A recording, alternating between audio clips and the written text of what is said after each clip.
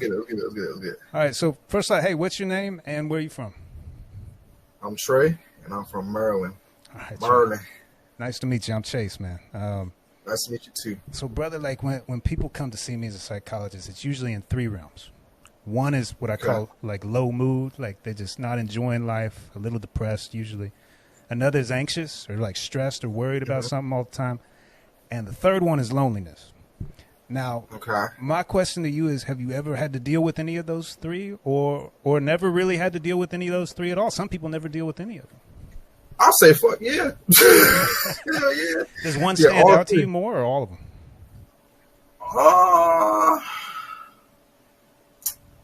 What was the first one again? What was it? Low mood, like kind of depressive thoughts. Yeah, like I would say sucks. the low mood as well as loneliness. I would say those are two. That's anxiousness, not so. I think I have a normal level, but number one and number two. Number one and number three, definitely. Okay, sure. So let's pick at the first one a little bit first. So the low mood, man. Have you had that most of your life, or did that start like somewhere down the road? Do you kind of remember when you started thinking like that, or getting those thoughts? I'd say probably when I was in middle school. I'm not gonna lie. I feel like that's super young to have feeling it, but yeah, I would say middle school.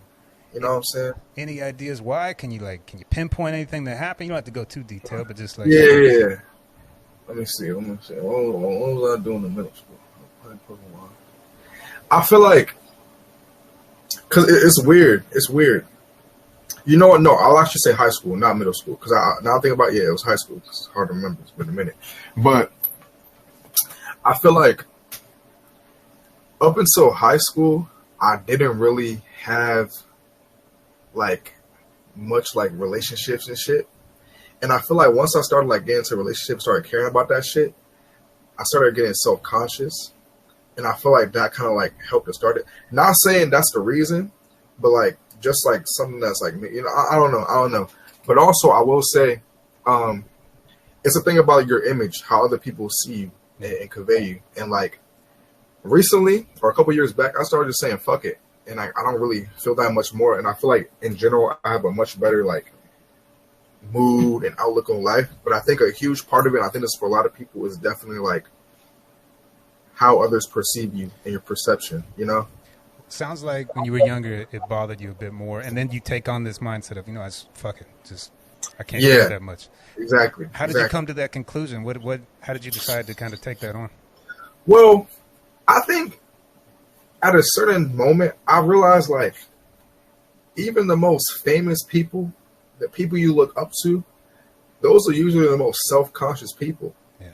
And then I was thinking to myself, I was like, yo, man, these motherfuckers who I'm like envious of and jealous of, their mental state was way worse than mine. They over here, you know, looking at all the comments, all the bullshit, worrying about this, that, and like, I'm like, it's not worth it to, you know what I'm saying, waste your time like that. You feel me? It's also like, I think with me, I just realized like,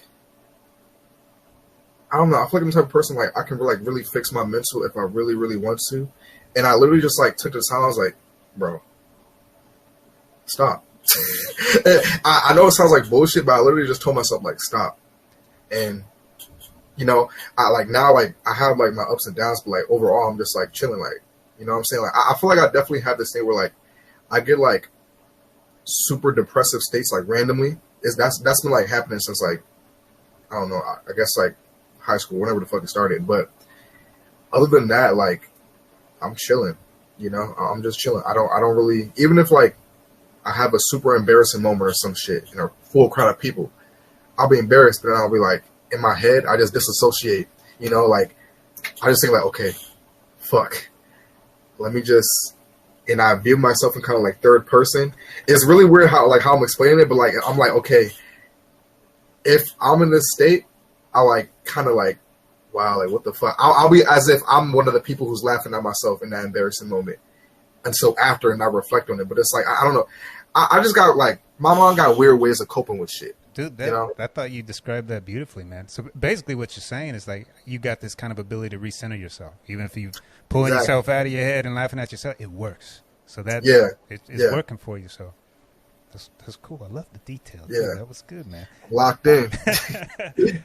So that's kind of the first one. You said, yes, sometimes the loneliness gets to you. Tell me about that, or whatever you want to share about that. Yeah, well, I feel like, because I'm in my early 20s now, and I think a lot of people, especially like in my age group, especially in this time period, social media time period, we want interaction. And like even in real life, like, and it just kind of goes back to the same thing, like, you know, a lot of people are super like self-conscious and stuff. Like, you want to be around people. That's a natural human thing though. You need to be around people. Like, one of my biggest fears, like, I think this is the most normal thing ever, is like, it's not death, but it's being alone. Like, imagine being immortal and you're like the only fucking being in the universe. You will literally go fucking nuts, you know? And so like, I think I just have thoughts of that. Like, even though like I have compared to other, like, everyone always tells me like, you know, Trey, you got so many friends, whatever, right? But like, I just have these moments like, you know, like, I don't really have anyone to talk to, you know. But then I realized, like, again, I could talk to myself.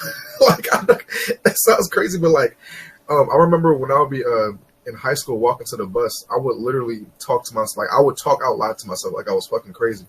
But like, so Trey, you the same thing here. You kind of you do the same thing. You cope the same way. You recenter yourself. What do you call it? You say what's the term you use? Kind of like third play. I like. No. You got your little like recenter. No, what did you say?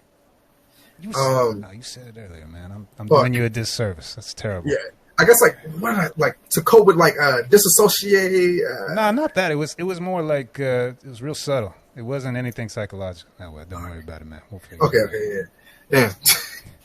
So, yeah. And my question is, where did you learn how to? Oh, on point. That's what you said. I'm on point, man. On point. Yeah, I'm locked in. Yeah, I'm locked in. Locked in. I like that. So you getting locked in. Where do you think you picked that up? Is that just from something that you watched, someone you admired? Was it a family member, or you just picked it up? That's really hard. Where do I get it from? I would like to say myself, but no one gets anything from themselves. So I would say I just have.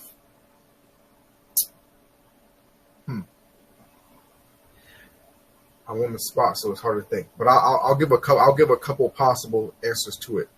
You know, Trey, it could be just like you picked a little bit up from here, from there, and you kind of created your own thing. Yeah. I will say one thing. This is one of my biggest inspirations for life.